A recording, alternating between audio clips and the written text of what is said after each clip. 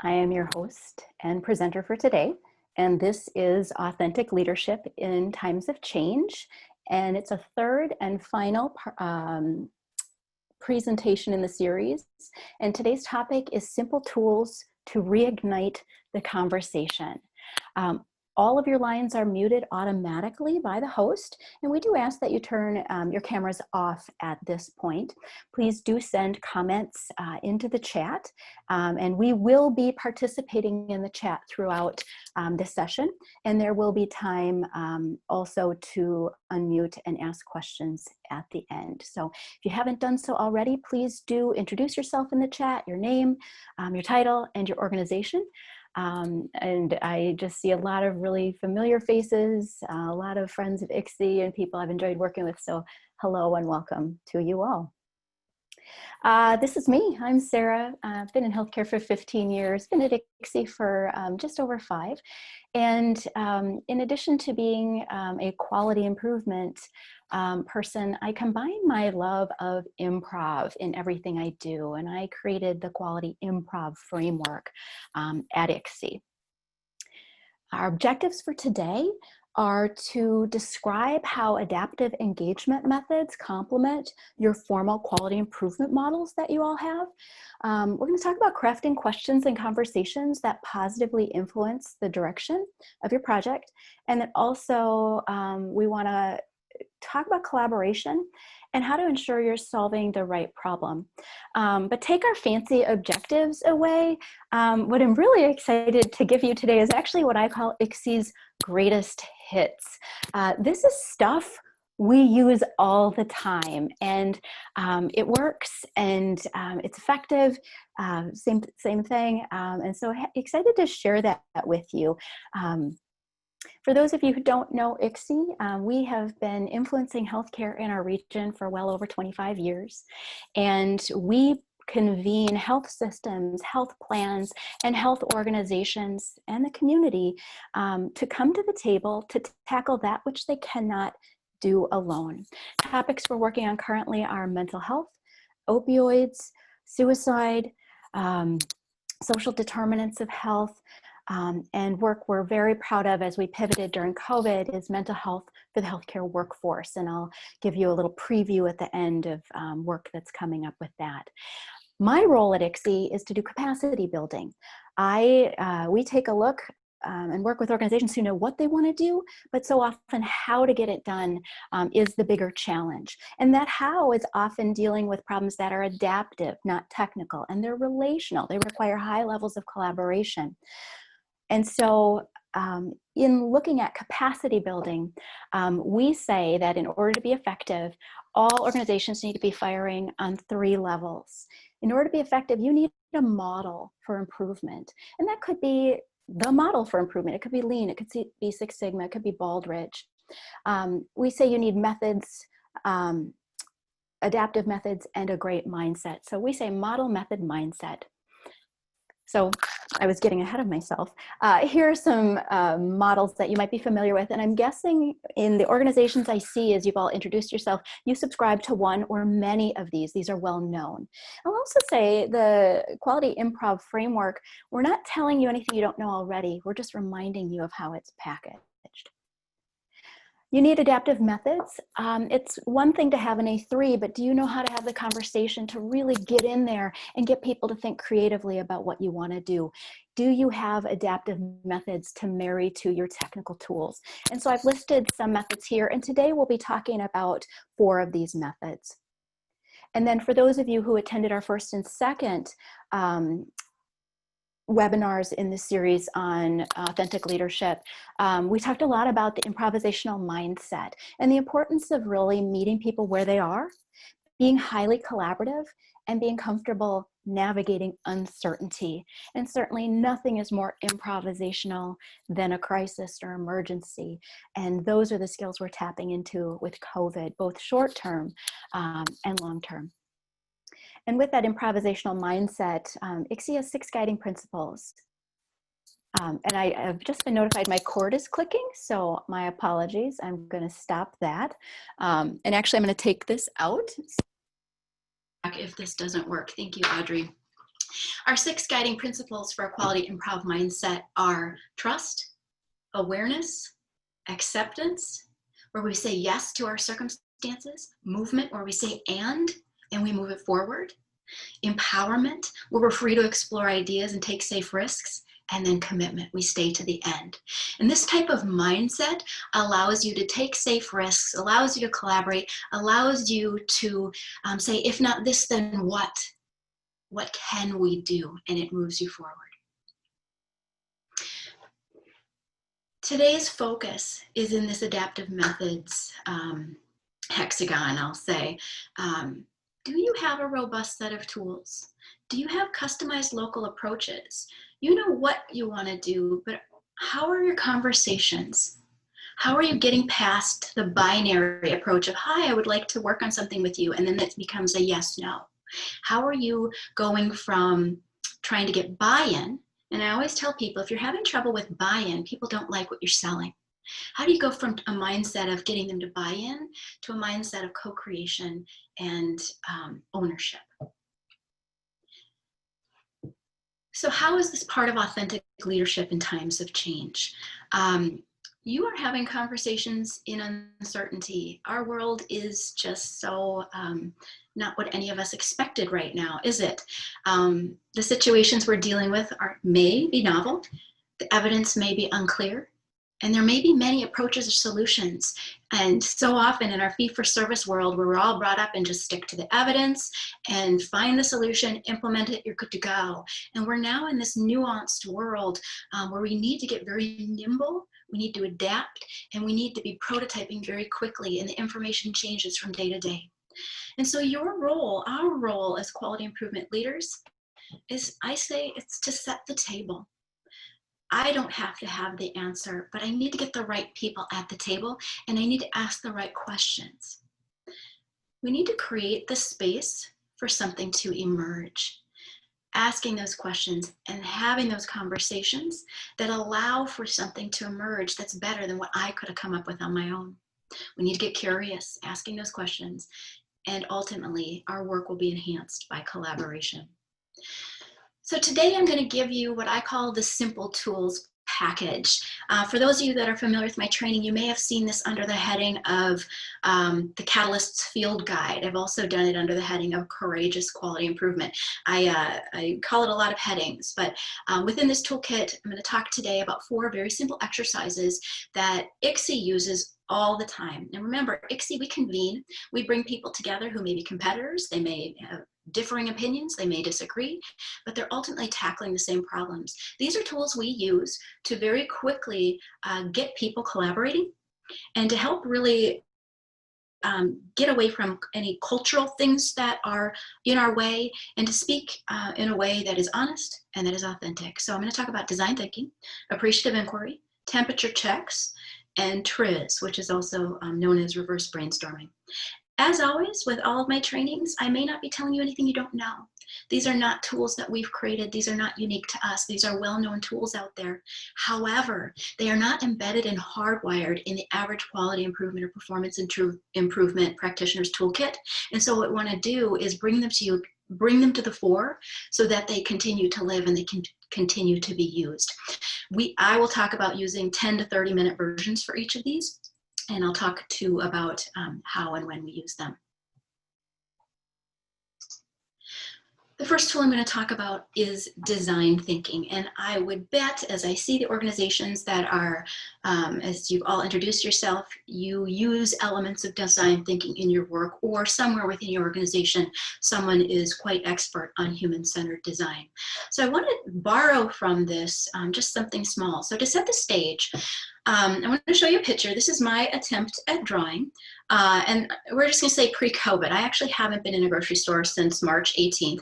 But when I did go to a grocery store, this is a picture that is something I might do. This woman is climbing the shelves, and if you can see, she's reaching for something. And that something is sugar. And so my question for you, as you think about being in a grocery store with something out of reach, what does this woman need? And if you could just type in the chat, what do you think she needs?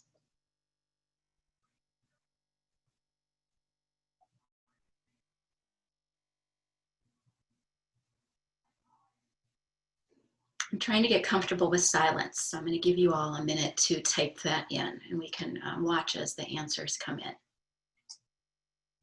see a step stool, thank you. What else? Sugar to be on the lower level. She wants the sugar. Lower shelves, yep. She needs to bake something or sweeten her coffee. Yes, that's the purpose of the sugar, yes. Avoid sugar. I like that one. No, woman, you don't need that. She needs to ask for help. Yes. We don't know. We should ask her. Very customer centric. Help her get what she needs. Yes. Thank you for participating, assistants. So as we look at this, it's obviously she can't get what she needs. And there's often a couple different camps. And very often our mind might go to, well, she needs a step stool because the sugar is fixed. That's where it is. That's where it's going to stay. And she's too short. So we'll give her like a grabby thing or a step stool, some way to get that thing that's out of reach. And if you're thinking about stores, brick and mortar, again, kind of think pre-COVID, that would make sense because we are a brick and mortar store. This is how we offer things. And if it's too high for you, well, that's too bad because these are our shelves and that's just how it is. So we'll get you grabby things, but we're going to keep putting the sugar out of your reach because that's how we roll.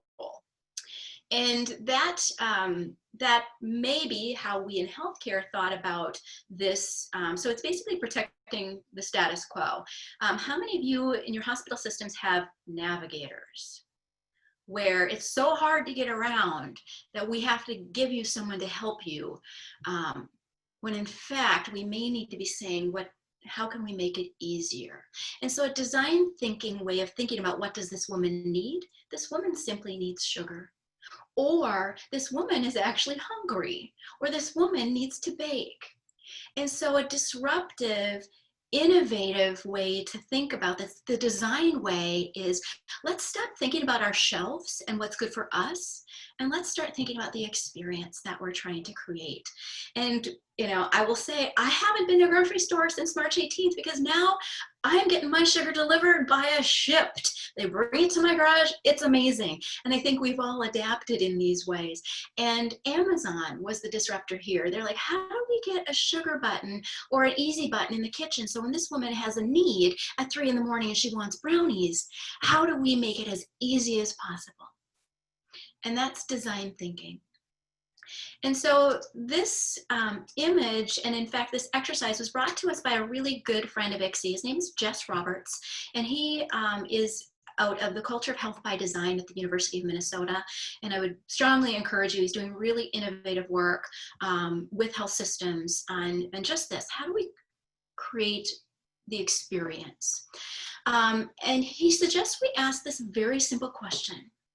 Instead of trying to protect the status quo, instead of saying, this is how I do it, this is what works for me, we say, who needs a way to do what, because why? We clear our slate and we start from that. We say, what experience are we trying to create? At ICSE, and this is the tool that we use, and we use this often when we're bringing new groups together, or when our problem statement is murky. And when we're saying, wait a second, what problem are we trying to solve? And literally we'll do a timeout and say, okay, who needs a way to do what, because why? If we're spending all our time creating ladders or step stools, is that really the right solution? And are we solving the right problem? So we ask people to take any sheet of paper and fold it 3 times. That will give you 8 spaces. And what we do is we give people 8 minutes and we say, think of your problem. And now answer, who needs a way to do what, because why? Why do we ask this 8 times?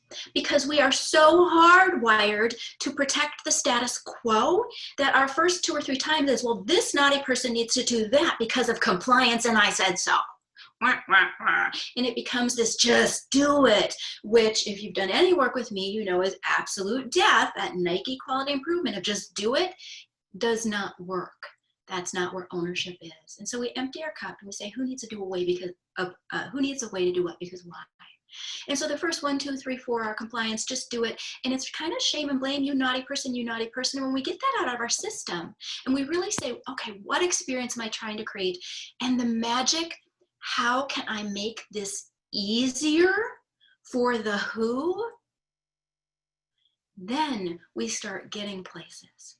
So I'm going to share with you, we did this with our group to reframe opioids, and this was with a group of senior medical directors and subject matter experts from all of your health systems, from the biggest health systems in the state, and we asked the question, how can we get providers, our initial question is, how can we get providers to prescribe less, which is kind of our traditional blame compliance, like naughty, naughty, you naughty providers, stop doing that. And when we said, what experience are we trying to create? How can we make this easier? We came up with a new question. We said, how can we make it easier for providers to find options other than opioids? And that took us from blame to a mind frame of empathy and support. And this is what we came up with. A new problem statement. Our problem statement wasn't, how do we get you to prescribe less? It was, providers need a way to assess whether chronic opioids are appropriate, because otherwise we risk taking away help for those who need it and or offering the wrong treatment for those who are not good candidates and or are suffering from issues not related to physical pain. When we did this exercise, and I also want to, just as an aside, so often people come to my trainings and, oh, Sarah's fun, or, oh, this is super personality based, only Sarah could get away with doing this, and that's just not the case. Everyone at ICSI leads this exercise, and it is accepted by all levels. We have done this with CEOs from 16 of the largest health systems and plans. They will do this. We call it Crazy Eights. They will answer this question 8 times. We've done this with frontline staff. We've done this with physicians. And in this case, when we did it with physicians, I've got to say it was breathtaking. And I've done a lot of work with physicians over time. The humility that came out in the room when we stepped out of blame and moved into support and empathy.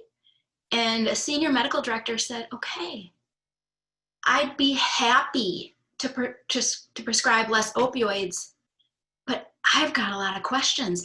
I'm not sure which one, if I take it away from them, they're going to go spiraling out of control. I'm not actually sure how to assess who's addicted, who's not. I'm not sure what the right tapering is. And we could allow them to say, here's what I need. When we stopped blaming and made it seem like it was a binary black, white, just do it thing. And from that humility and from that vulnerability, by setting the table, creating the space for something to emerge, making it safe to take risks, we had physicians be really, really honest with us. And so from this problem statement, we had a new approach. I cannot move my slide. There we go.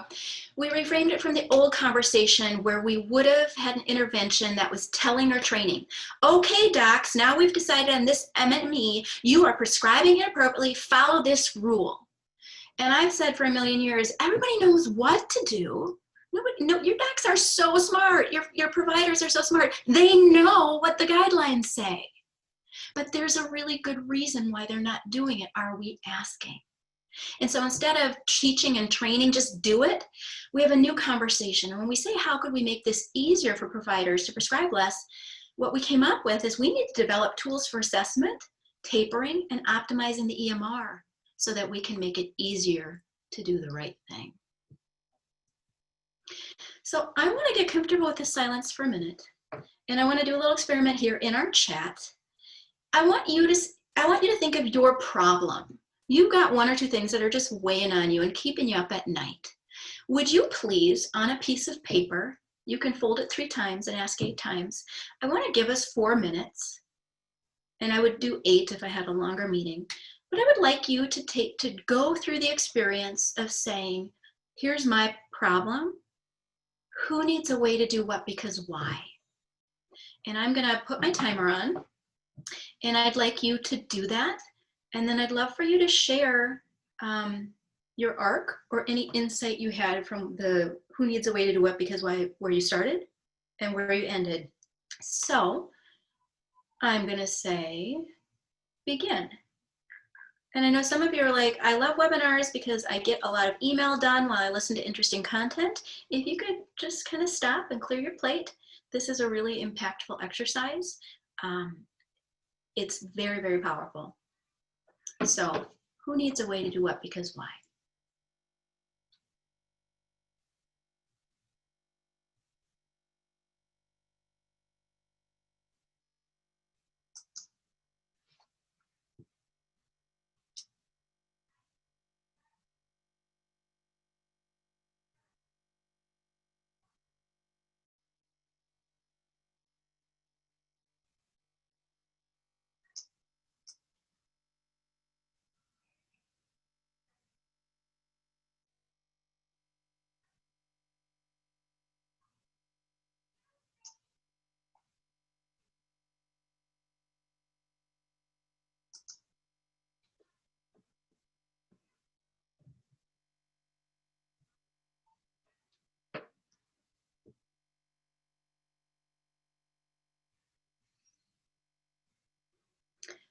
The beauty of doing it 8 times is also you don't have to overthink it. You don't have to be perfect. And there's a dual purpose in this is one, your own self-reflection and to really get crisp on what you think. And then the report out where everybody shares their arc and what they put. And you can put that on the table and see what emerges. But that moment of reflection at first is really powerful. Another thing, if you're having trouble with this, in improv, we have an exercise called should have said. And I've shared this in a previous webinar. I'll share it again if you don't mind listening while you're working. And in should have said, the game goes, you have a performer. So improv, for those that aren't familiar, think of Whose Line Is It Anywhere, where a group of performers is on stage. They get suggestions from the audience, and they do collaborative storytelling, often resulting in hilarity, funny. But the way should have said works, the performer's on stage, and they start telling a story, and the audience at any point can say should have said. And when that's called out, the performer needs to pivot immediately and restate. And so I'll use my one I always use. So, hi, I'm Sarah Horst, I work at ICSI. Should have said. I'm Sarah Horst, I work at the Institute for Clinical Systems Improvement. We create evidence-based solutions. Should have said. I'm Sarah Horst, I work for an organization my parents can't explain. And so I keep saying it in a different way. Where should have said is really helpful is when you're falling back into jargon that sounds really smart and yet is unclear. Words like team-based care, population health, social determinants of health, value-based care, they all resonate with us, and yet I would bet each organization has a different definition, and within each department it may. And so to really get crisp, okay, what do I mean by that? Say it again in the next one so we can get there. You've got about 40 seconds for those that have completed this exercise. Would you type in one of your who needs a way to do what, because why? And there's no right or wrong here. I just often think it's fun to have insight. We have some real talent on this call today. I just looked at the participant list. You are from the best and brightest organizations doing the most meaningful work. And so hearing where you're all at, or where you are, is meaningful. So someone can briefly type in first.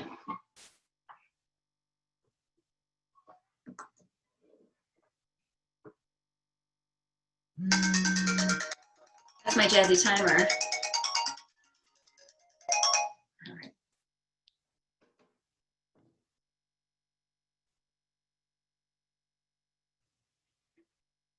Or we're like, Sarah, we've just been listening and doing our emails. That was fun. So I'll give you 1 more minute to type in.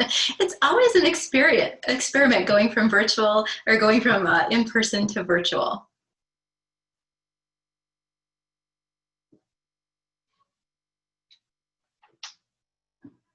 Okay. So powerful exercise. Do it. You can do it in 10 minutes at the front of a staff meeting. It's something ICSI does all the time, and it's a really great way to start. Audrey, thank you. You said prescribers need to understand their opioid prescribing patterns in order to improve patient safety. Yeah. And that gets us out of So thank you for the example, Audrey. Question here, Sarah, can you share an example of how you get from the initial statement to the final? Thank you, Anna Kleckner from Alina. It's iterative, and so when you do this as a group exercise, there's two components. One is introducing the concept of why are we bothering to talk about the experience, say who needs a way to do what, because why. We need to frame it as making it easier for people. And so we ask individuals to do this. Each person does, we call it their crazy eights. And it depends on how much time you have to do this. So one is that self-reflection of really getting crisp on what I think, and also moving me from blame to empathy. So this is an individual exercise where I need to recognize my need. And people, I've been an operations manager, I call it having my firefighter hat on. And I just taught the 5 whys yesterday in a coaching session, and it's like, just solve the problem, solve the problem, solve the problem, just do it, just like, let's move on. People are literally dying over here. And so the act of going through this 8 times gets me to realize how perhaps I'm shaming, blaming, and gets me to a personal place of empathy. Then as we do a report out and we do sharing, especially if you're in a team and you're all working together, much like my process mapping, it's building that group empathy so that everybody can have a voice and that everyone can see each other's perspectives. And we're putting these things on the table with no judgment, because the goal of this is not to get to the perfect problem statement today at this moment. The goal of this exercise is to put it on the table, and then we hear where people are, what they're thinking. Got it. And then how we got there is through iteration. And we may come to it that day, or we may kind of iterate. So this particular opioids problem statement took about, I think, a couple meetings. So anyway, all right. I'm going to move on to the next exercise. And that's appreciative inquiry. And in appreciative inquiry, there's a great video that I encourage you to watch. I don't dare play video on a Zoom webinar. And so I'm going to describe appreciative inquiry to you. And appreciative inquiry at its core says, everywhere something is working. And in a sea of darkness, there is always a light. And in a sea, and you see this in your data, there's always somebody who's nailing it and how to get there. And so if you'd like to watch a video, I encourage you to Google what is appreciative inquiry. And there's a really great video by Jackie Kelm, one of the great thinkers in this field. And the story goes like this. In the 80s, across the street from the Cleveland Clinic, there was a low-budget motel called the Omni Hotel. And the Cleveland Clinic purchased this hotel as a place for families to stay while their loved ones were getting care. Think of cancer treatment, transplants, a place where when you're coming in from out of town. And so they bought the Omni Hotel, and they kept the existing staff, and they continued to run it as a low budget hotel. And it was terrible. Service was awful. So on one side of the street, you have the Cleveland Clinic, like leading, doing amazing things in terms of empathy and patient experience and all that we know that they've done. And then across the street, it's awful. And so traditional management method would be to teach and train the staff and to say, just do it, here's our rules, and to do an intervention of that manner. So here's my picture of things are terrible. It's costing them a lot of money and everybody's unhappy. And so David Cooper Ryder and Chavez, and his partner, they did the first appreciative inquiry experiment. So rather than teaching and training, they put all of the staff from the Omni Hotel on a bus to Chicago, to a fancy 4-star hotel, and they had them stay there for a week. And they were to focus on nothing but positive things. They were to go around with notebooks and write down things that delighted and surprised them, and things that amazed them, and things that were aspirational. They wanted to simply drink in the goodness and appreciate it, and they did. They were in awe, and they got back on the bus to the Cleveland Clinic, and they were inspired. They were curious, and they had seen what it looked like to have a really great hotel, and their service they turned around the service completely in a very short time. They took the exact same staff. They didn't do an intervention. They didn't do a training. They simply showed them what it looked like so that they could see it for themselves and get a taste of it. And then they could come back and they knew what they were going for. And so the lesson in this is how we solve problems. And so often, and especially with all of our Toyota production systems tools that aim to, which I honor and teach, our Toyota production systems tools aim to reduce variation in something that is static and also eliminate waste in something that's static. And so they protect the status quo. And too often when we're in a problem-solving mode of, okay, you're doing bad, let's teach and train you, let's get you back to the status quo, the appreciative inquiry approach would say that's very limiting. And so with appreciative inquiry, when instead of you're bypassing the status quo and imagining a new future, you're in a generation mode where you're generating new ideas of what you hope to see. And that gets you to new possibilities. And so why I bring this up, again, we're reframing as we're trying to solve the right problem. We just talked about design thinking and reframing from shame and blame to empathy.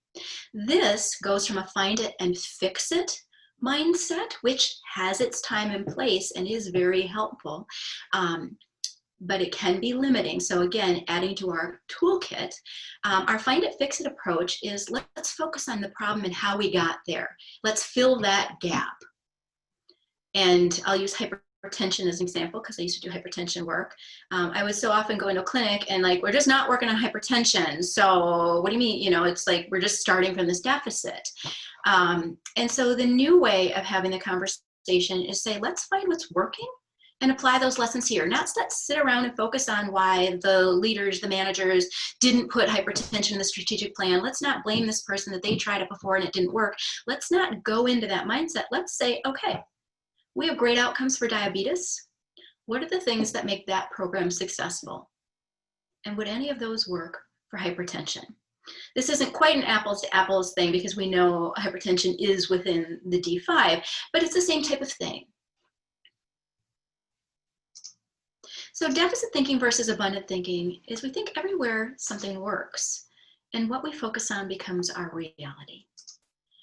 Our reality is created in the moment through conversations.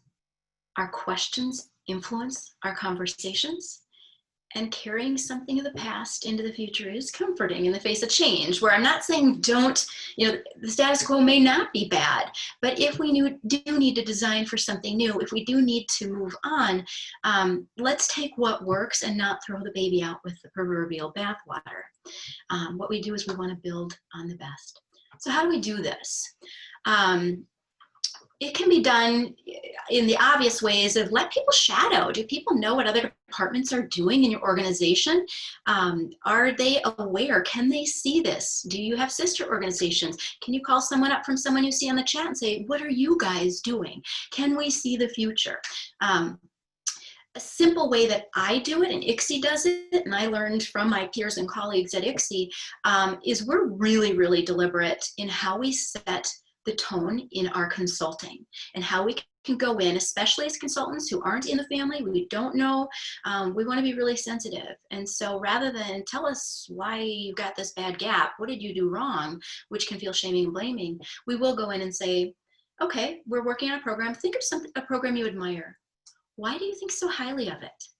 And from there, we start seeing characteristics of what we aspire to. I love this.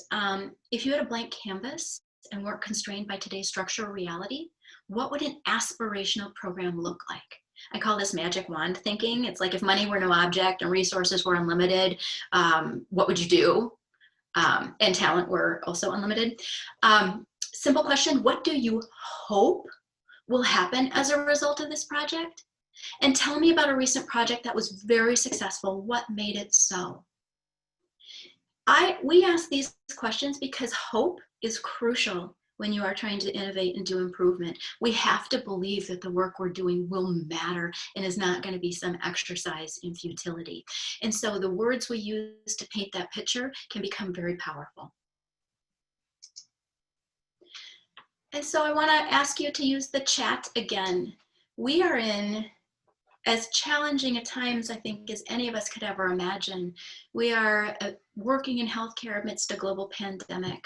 So even personally, we feel that, but working in healthcare, there's very different challenges. We're also working in a time of social justice and addressing systemic racism and issues that are very important as well. We're in a new day. But even within that, what's working well for you? I'll use an example. How about telehealth? We did in 9 days what it took us 9 years to accomplish. That's working well. But what's working well in your world right now? Please chat that in.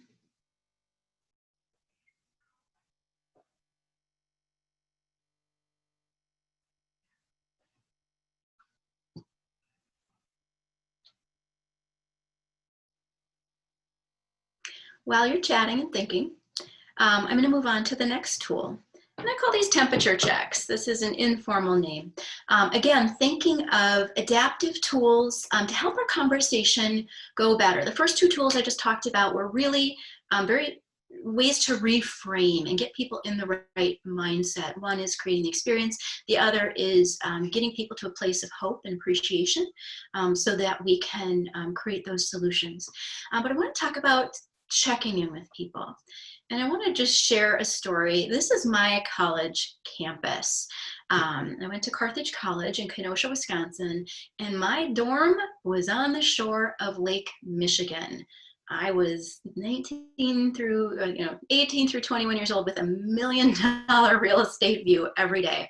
But you'll see here, that there's just one road. So you see like the stadium, the track, and then you see like the buildings, then you see the lake, and you'll see that there's a single road going between there.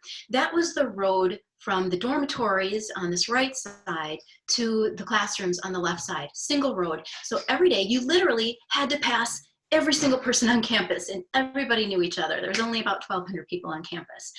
I was from Minneapolis. I grew up in Apple Valley, and this is a kind of a bedroom college, kind of like a St. Olaf or Gustavus, as we might know in Minnesota, but for kids in Milwaukee and Chicago. And so as much as we're all Midwestern, there were some cultural things. Like I had to learn what a bubbler was. First day somebody asked me what a bubbler was, I'm like, I don't know. It was a drinking fountain. They go to cottages instead of cabins. And I had to learn what's up.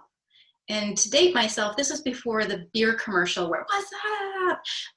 So I was not familiar with this. And so I'm walking down the road on my way to class every day, and people would pass me, especially guys, what's up, what's up, what's up? And I would be like, oh, and I'd be trying to like answer, like, well, I'm fine, thank you for asking. I thought they were asking me how I was. I didn't realize, I thought they were trying to say, what's up, Sarah? But instead it was, what's up? Which was like, hey, or hi. I had no idea. And so here I'm thinking you care, and then I'm realizing they don't. And so I bring that up as I think of this question, how are you? And hasn't it taken on a totally new context right now in COVID? And I find myself saying, how are you? And I'm like, no, how are you? Like I'm having to signal like, no, I mean it this time. And how many of you have been trained and socialized into saying fine, no matter what, fine. I'm fine because I don't want to get into it. I'm fine because I'm ashamed. I don't want to like have you be drinking out of the fire hose. Or I'm fine because it's not okay in our culture to tell you I'm not. And I don't want to be seen as defiant or non-compliant or rocking the boat. And maybe I'm so numbed out that I'm not even engaged. But you're never going to know by asking how I am, because I'm just going to tell you fine. And so my question is, especially as we do improvement and to take from Ron Heifetz's work in adaptive leadership, where in order to improve, we need to really lean into the tension and this productive level of distress. Is it really okay to not be okay right now? And in thinking of the last two methods I talked about, how do we ask, how are you? Or answer, how are you? And practice empathy instead of judgment. And that's both for ourselves. We're saying, yeah, I'm not okay right now. I've got 2 kids eating their lunch, watching their 12th hour TV by noon, and I'm hoping to God they don't come and interrupt my webinar. Is it okay for me to say that to you? Because that's my reality. And how about for others? And whether it's COVID, whether it's social justice, or whether it's, I'm just in change fatigue right now, or maybe I just don't even, maybe I have a different opinion. Are we okay with this? And especially as we aspire to joy at work, should have said joy at work. Are we really willing to roll up our sleeves and talk about the feelings needed to get to joy? And acknowledging where we are if it is not at a place of joy. So with that said, I guess I'm emphasizing it really matters. We need to connect and we need to be allowed to feel.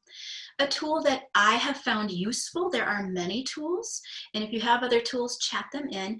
I like the Sendelaney Mood Elevator, and you can go to www.themoodelevator.com. It's a free tool, and I am not affiliated with Sendelaney. I have no contractual anything with them. I just like the tool. And the mood elevator you see on your screen, the premise here is that as humans and not robots, we have a full spectrum of emotions. And if we stack them, as in this column, where at the top, optimally, we'd be feeling grateful, wise, insightful, creative, innovative. And if at the bottom, we're burnt out, angry, hostile, depressed, the premise here is that healthy people will go up and down the elevator throughout the day. And that moods, hopefully, are not fixed. And if they aren't fixed, then it's okay to acknowledge where we're at the moment. I have used this tool professionally at staff meetings, especially when things weren't amazing for us. Specifically, I was in a group of consultants, the contract wasn't going great, there was a real disagreement between what the client thought and what the mothership thought, and then what we were trying to do, and we were pretty stressed, we were pretty angry, and we passed this around at the beginning of our staff meeting. We laminated it, and it's like, how are you? And we could just say, well, today I'm this. And it was easy to be like grateful, wise, insightful. But what I want to point out is that we would talk about the green zone, like I'm feeling really good, I'm up here, or I'm kind of in the red zone.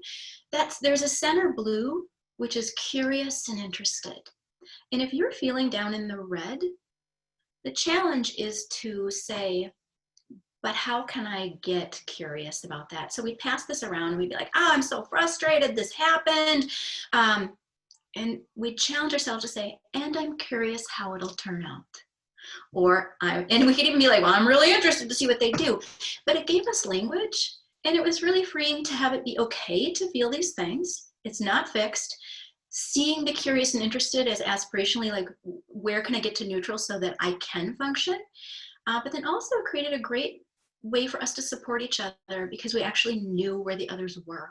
And it wasn't shame and blame, and it wasn't everybody get on board, or if you're mad about this, it just acknowledged we're people and we feel. And especially during change, there will be tension and there will be these feelings. So it gave it, we had a language.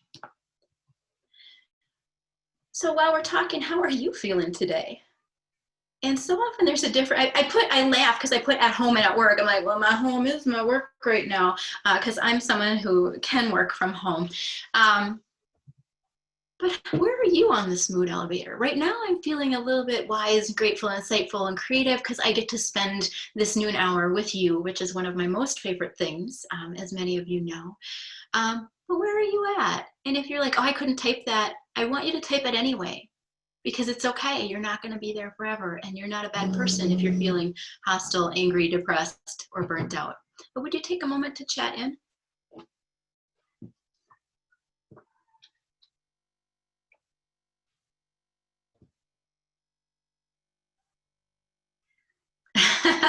Thank you, Jody. Irritated, child just came in umpteenth time, yes. Netflix, candy. Mm-hmm.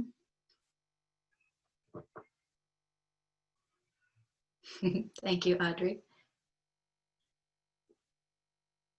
All right. Other ways to do this. There's lots of different ways to do temperature checks. Again, a laminated mood elevator is great. I also put this like outside my door at ICSI so we can talk about it. Likert scales are great. On a scale of 1 to 10, how you doing today? How are you feeling about your world? What's COVID doing for you today? Weather descriptions, I've seen like, I'm rainbows and sunshine, or I'm stormy, I'm raining, I'm cloudy. Thank you, Stacy. Optimistic and appreciative there. Start, stop, continue is also a variation on temperature checks, and that is where you, especially as a consultant, I've done this a lot. I say, okay, based on where we're at, what should we start doing?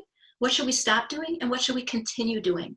Red, yellow, green is also another way of doing that. Green is like, yeah, let's keep going. Yellow, ooh, caution, let's look at that. And red.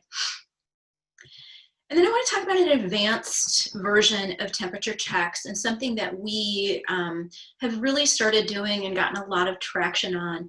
And I call this the meeting after the meeting. And I say, don't let the elevator have more information than you.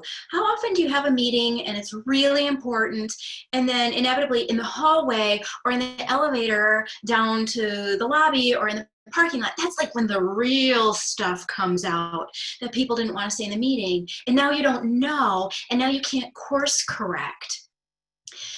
And so we will take 10 minutes and we say, please don't take this to the elevator with you. As we wrap up this session, and we say this exactly, and we use appreciative inquiry in here too. What have you heard that makes you feel hopeful and encouraged about the work? Because so often that like, oh, that one thing, like that was your blind spot, or oh, I so disagree with you. I can just let that absolutely take me over. And now I'm mad, and now it's not gonna work, and now it's binary. It was gonna work, it wasn't gonna work. And so I do ask people to have words of hope come out of their mouth so that they can balance and be fully actualized, realizing it's not binary. So what have you heard that makes you feel hopeful and encouraged about the work? And then it takes a lot of humility as a facilitator to ask this next question.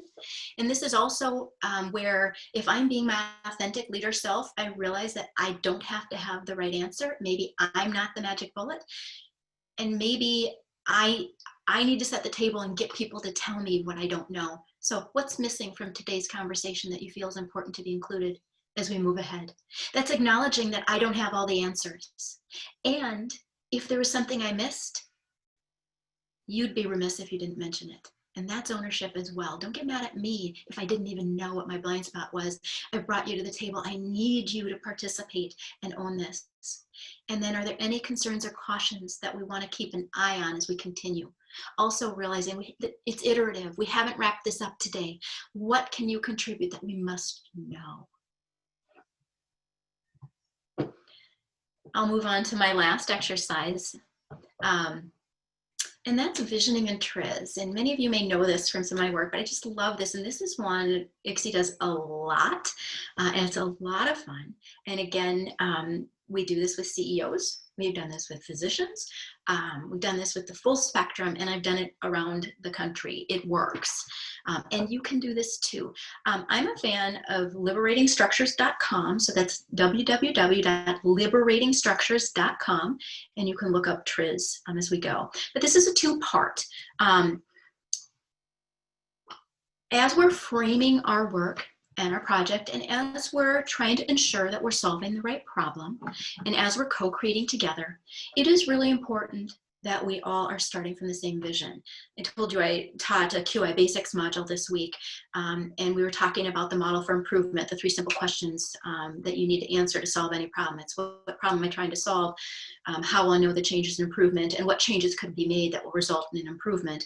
In layman's terms, you have your aims, your measures, and your hypotheses. And when I teach aims, I say, you know, I want to do what by when, and that's nice to create an aim statement, but then I follow it up with, is every single person in your organization, does everyone know what this aim is? Are they really clear on it? Have you created that vision? And that's when people are like, oh no, we have aim statements, it's right here. And then I'm like, does everybody know? They're like, oh shoot. And so before I start my TRIZ exercise, which is kind of what you'll remember, I do visioning with them.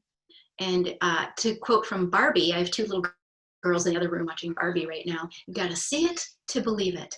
And so envisioning, I take the mission statement or the mission statement from the charter for that work, and I paint the picture. And so often before COVID, the picture would be something like this. And I have people shut their eyes. And so I'm going to have you shut your eyes right now for just a minute and listen to a vision.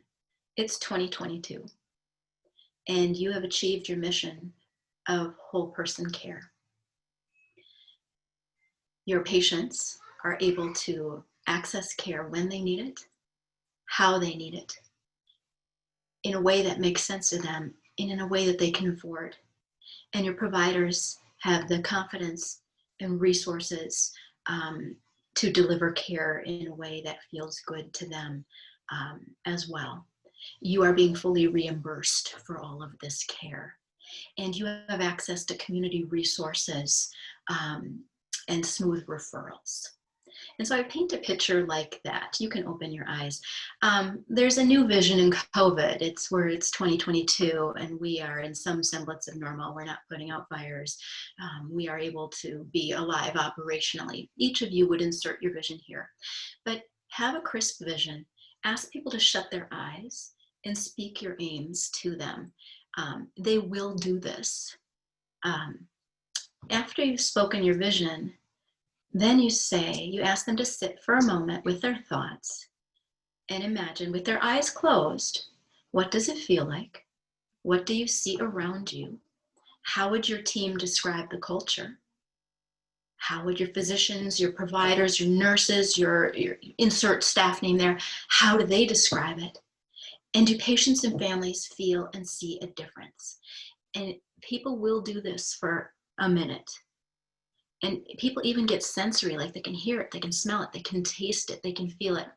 And then debrief with them. Say, what did you just experience? And they're like, it smiles and it feels good. And the docs are smiling.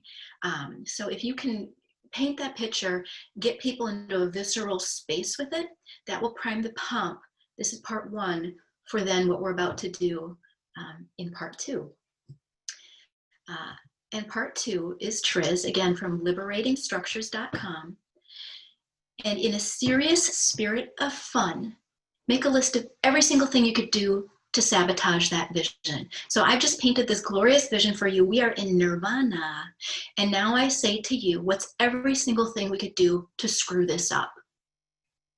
And you're like, well, I'm not fun. Our people aren't fun. I have gone to the most buttoned up organizations in this state, and I tell you, they will do this. So your team will do it too. Or I'll get, well, Sarah, our doctors are very smart and very serious. Yeah, I know, I get that. They'll do it. And so you have them brainstorm. If it's a very large group, you could have them do table work, and then they could share, or you can just have them popcorn up. If you're going to do it with a very large group, you'll want to scribe, and I will tell you, I can't scribe fast enough or without blowing my wrist out. So things that I've done, I've pulled up, if I have a Proxima or a projector, I will pull up a Word document because I can type much faster than I can scribe, and it's much more readable, and then people can see the list as it goes. So you can either do it as just a big group popcorn, or have people, if groups of hundreds, I've had them just do it at tables, talk amongst themselves, and then kind of report out what they have. So make a list of what's every way you could screw this up. I did this with a group of about 100 on mental health. And it was, we could put our services on an island. We could only be open from 3:45 to 4 o'clock on Thursdays. We could punch people in the face when they walk in the door. And so get them into ridiculousness, like silliness, and just like, how can we ensure failure? Do this for as long as you need. If you are time limited, I would say you'd want 15 to 20 minutes for this, or take an hour depending on what you're doing. Get your list, have some fun, and then step 2, I don't know why it works, but it does. And you say, is there anything on this list that remotely resembles your current practice? And somehow it just lays this table beautifully where people can see it. And they're like, oh, okay, wow, oh my gosh, we just made a list of what not to do. Holy cow. And so in the mental health work, it was, okay, our services aren't in an island, but they may as well be, because we're not on a bus line. And we're not open just from 3:45 to 4 on Thursdays, but we may as well be, because we're only open during school hours or during work hours, and that cuts out a lot of the population. And we're not punching people in the face when they walk in the door, but I bet our phone tree sure feels like a punch in the face. And there is, again, I don't know why it works, but it does, and I've done this with many audiences in many different settings.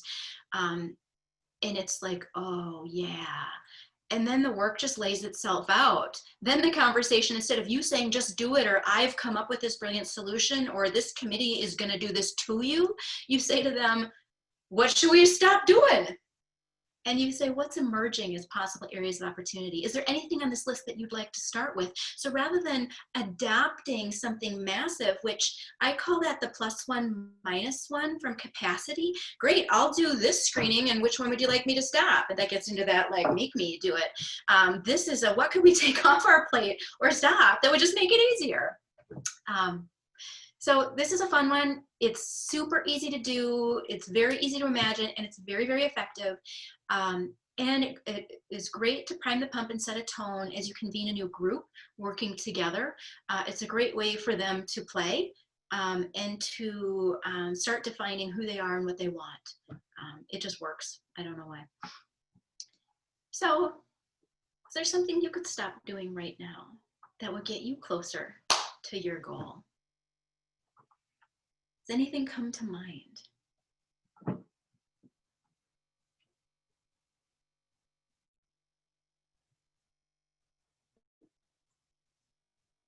I'll give you a moment to chat. All right. We are coming to the end. I always want to just spend all day with you. This is so good. So what we've talked about today are simple conversation tools. I say to reignite the conversation is when you have really strong, again, with the model methods mindset, you have your really strong models, you have your tools, and especially for those of you that are in organizations that have A3 fidelity, and that is your tool. These are beautiful complements to shape conversations as you get really imaginative about what your future can look like. And if you're finding yourself stuck in a binary situation where it's like, yeah, make me, it's okay, bust one of these out. Say, okay, well, let's put that aside. What is working well? Where can we start from? Or what experience are we trying to create? So these are the questions. What experience can we try and create? Who needs a way to do it? Because why? What's working well? How are we feeling? And what should we stop doing? Are there any questions for me? You can unmute yourself or chat it in. And again, these are things anyone can do. They're effective, they work, and these truly are ICSI's greatest hits. We use these all the time. As you're thinking of questions, I will let you know, this is the last in this series, but again, ICSI is so proud of the work we're doing supporting with mental health support for the healthcare workforce, where we host meetings on webinars twice a month, getting amazing organizations together to just talk about what are you doing to support the health and well-being of the workforce. And on Wednesday, July 29th, we're going to have a speaker from the Mayo Clinic talk about their well-being programs during COVID-19. So I hope you can join us at noon on July 29th. If you have any other questions, let me know. Otherwise, it has been a pleasure and a privilege to spend this time with you. Please do email me if you have any questions, and we are happy to send out slides. If you are send in the chat or email me separately if you'd like materials after this or have questions. I see some messages there as well, so I'm noting those. But reach out, Sarah Horst or S. Horst at ICSI.org, or check out our website, ICSI.org. Thank you very much.